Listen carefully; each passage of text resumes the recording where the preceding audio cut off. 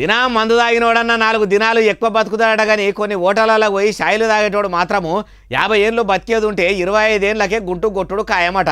అగో షాయి హోటల్లో పోయి షాయి తాగితే మనిషి పానం పోవుడేందే, కార్యాలు ఖరాబు చేసే మందు కంటే షాయి అంత డేంజరా అంటే చెప్తా పారి.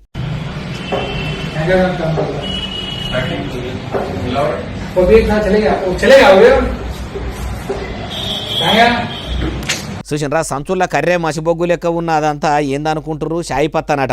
అది కూడా నికాలాస్ది కాదట, మొత్తం షాయి పత్త చెత్తనట. అది అంటే మంచి షాయి పత్త మంచిగా ప్యాకింగ్ చేసినాక ఒడ్లు పట్టించినాక ఉనుకంతా బయటకు పోయి బియ్యం మిల్లుల పడి ఉనుకనేమో రైస్ మిల్లు అవతల పడుతుంది చూడుండ్రి. అగో అట్లనే ఈ షాయి పత్త కూడా అంతా ఖరాబ్ అయ్యిందట. చెత్తల వారబోసే షాయి పత్త చెత్తను తెచ్చి అడ్డమైన కెమికల్లు కలిపి ఆఖరికి కొబ్బరి బూరు ఉంటుంది చూడుండ్రి, దాన్ని కూడా పొడిపట్టి షాయి పత్త రంగులేసి మంచిగా ప్యాకింగ్ చేసి అమ్ముతున్నారట.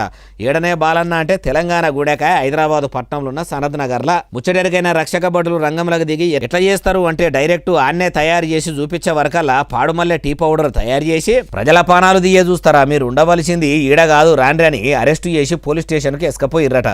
చూసిండ్రు కదా ప్రజలారా, మార్కెట్లో అగ్వసగ్వకు షాయి పత్త దొరుకుతుందని కొనుక్కపోతే ఇసొంటి పాడుమల్లెది ప్యాకింగ్ చేసి అమ్ముతున్నారట.